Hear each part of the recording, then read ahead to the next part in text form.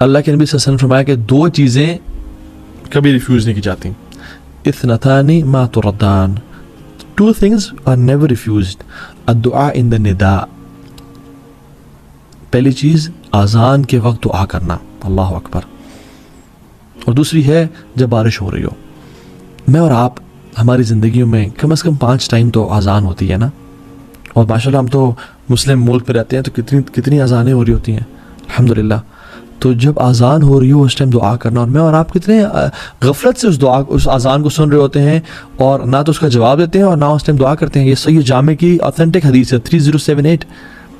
मैं और आप हम क्यों दुआ नहीं करते उस टाइम? अल्लाह की फरमाया इत्नतानी मा तुरद्दान, दो दुआएं ऐसी जो रद्द नहीं की जाती। एक अज़ान के टाइम पे फरमाया, अज़ान के टाइम पे जो दुआ की जाती है वो रद्द नहीं की जाती। एंड सुभान अल्लाह, चले फजर में अगर कोई इंसान सो रहा है अज़ान के टाइम पे और वो जन्नतों के बड़े दर्जात नहीं लेना चाहता, तो कम से कम ज़ोहर असर मगरिब और इशा की तो अज़ान हो उनके उसके जागते हुए हो रही होती है, तो उसको चाहिए कि उस अज़ान को गौर से सुने और इस टाइम दुआ करे अल्लाह ताला से।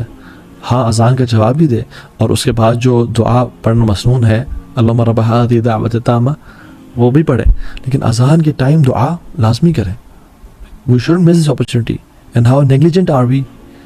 घर में बैठे हैं, अज़ान साथ मस्जिद हो रही है, अज़ान की आवाज़ आ रही है, एंड वी नेवर मेक दुआ, and then we are in need of all the du'as, and then we say कि अल्लाह दुआएं कबूल कर, but we miss these beautiful opportunities। ये डेली रूटीन्स हैं जो हमें इख्तियार करनी है अपनी ज़िंदगियों में, ये गोल्डन टिप्स हैं।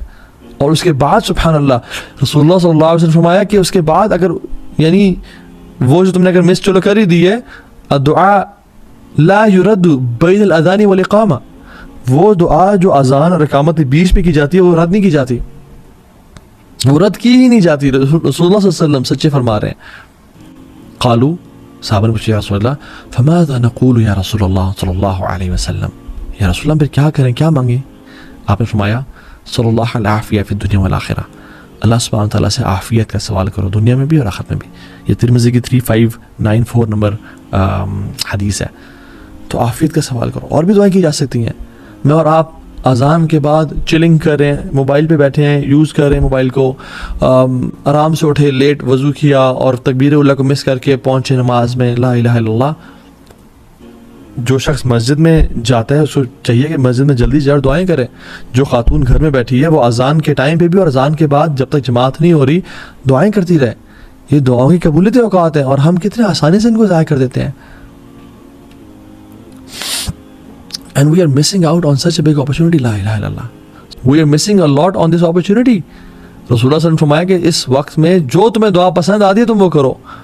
आम तौर पे हमारे ट्रेंड बना हुआ है कि हम वो दुआ जो है रटी रटाई, रब्बि जअलनी मुक़ीमस्सलाति व मिन ज़ुर्रियती, ये कर सकते हैं, लेकिन और भी तो मांगे।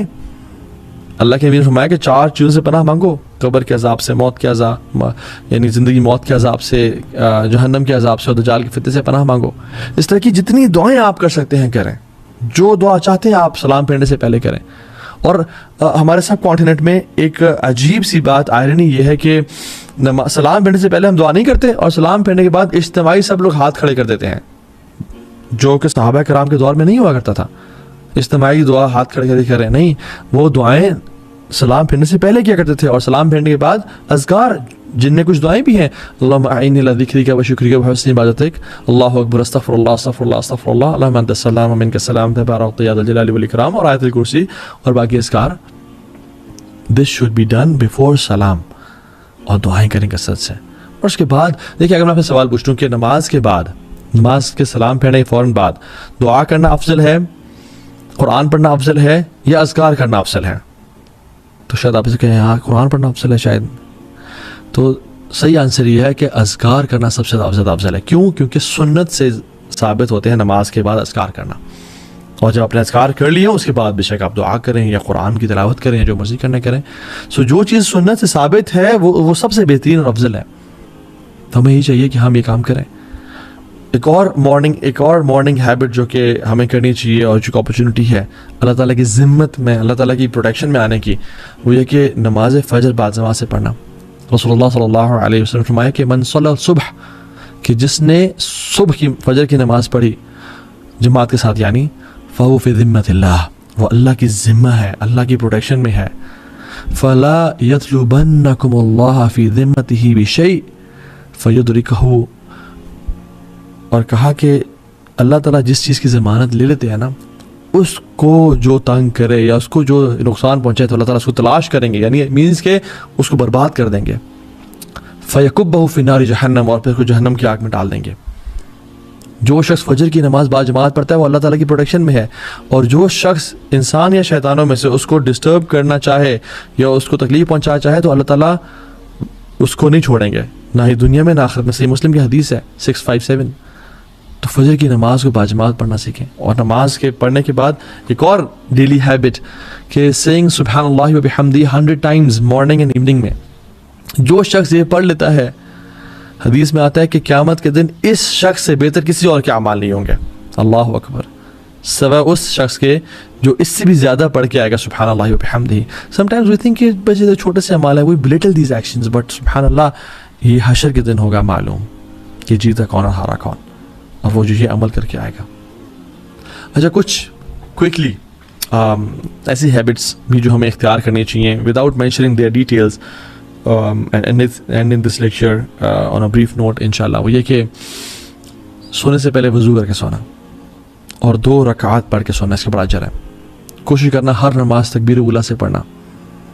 ख़वातीन अपने अफजल वक्त में फजर की तमाम नमाज़ें पढ़ें सवाए कि इशा की नमाज के। इशा की नमाज लेट पढ़ें, वो ज़्यादा अफजल है, और लेट भी इतना नहीं कि निस्फ रात 11:30 बजे से पहले पढ़ लें। मसवाक का इस्तेमाल करना हर नमाज से पहले, सुबह और शाम के अज़कार करना। जैसे ही इंसान की आँख खुले सूरह आल इमरान की आयत तिलावत करना, या लेकिन ये सुन्नत थी इन्ना फ़ी ख़ल्क़ि समावाति वल अर्द व इख्तिलाफ़िल लैली वन नहार। वो अपनी ज़िंदगी में ना बरकतों को देखेगा, अपनी ज़िंदगी में खुशियों को देखेगा। फिर जो शख्स कर सकता है वो फजर की नमाज के बाद मस्जिद में बैठा रहे और इशराक के 15 मिनट बाद तक जब सूरज तुलू होता है 2 रकअतें पढ़ ले या 4 पढ़ लें, उसको मुकम्मल हज और उम्रे का सवाब मिलता है। आप रोज़ाना नहीं कर सकते, आप हफ्ते में 1 दफ़ा कर लें, आप हफ्ते में 2 दफ़ा कर लें। 12 रकअतें जो कि सुनन रवाबते में वो पढ़ना, जो फजर से पहले की 2 सुनते हैं, ज़ोहर से पहले 4, ज़ोहर के बाद 2, मगरिब के बाद 2 और इशा के बाद 2। जो ये पढ़ता है अल्लाह ताला उसका जन्नत में महल तैयार करते हैं। 100 टाइम्स ला इलाहा इल्लल्लाहु वहदहु ला शरीका लहु लहुल मुल्कु व लहुल हम्दु युहयी व युमीतु व हुवा अला कुल्लि शैइन क़दीर पढ़ना। इसके बड़े रिवॉर्ड्स हैं, हदीस पे आप गूगल कर लें आपको मिल जाएंगे। islamqa.info एक वेबसाइट है, उस पर आपको इसकी डिटेल्स मिल जाएंगी। जो शख्स 4 सुन्नतें ज़ोहर से पहले पढ़ता है और 4 ज़ोहर के बाद पढ़ता है, उसको अल्लाह ताला जहन्नम की आग से आज़ाद कर देते हैं। जो शख्स असर से पहले 4 सुन्नतें अदा करता है, अल्लाह ताला की रहमत उस पर वाजिब हो जाती है। जो शख्स इशा के बाद 4 सुन्नतें, वैसे सुन्नतें यूजुअली 2-2 करके होती हैं, ठीक है, मसना 2-2 करके, लेकिन जो इशा के बाद 4 सुन्नतें इकट्ठी पढ़ता है, यानी 2 के बाद सलाम फेरे बगैर 4 के बाद सलाम फेरता है, यानी 4 इकट्ठी पढ़ता है, it is as if he has prayed these 4 सुन्ना इन लैलतुल क़द्र। मुख्तलिफ अहादीस को जमा किया जाए तो ये हदीस जो है ना, इसकी ऑथेंटिसिटी हमें मिलती है। बहुत सारी ज़ईफ़ रवायत भी हैं, मगर वो हसन लिगैरी के दर्जे तक, और मुहद्दिसीन ने इसकी ये बयान किया कि ये जायज़ हो जाती है।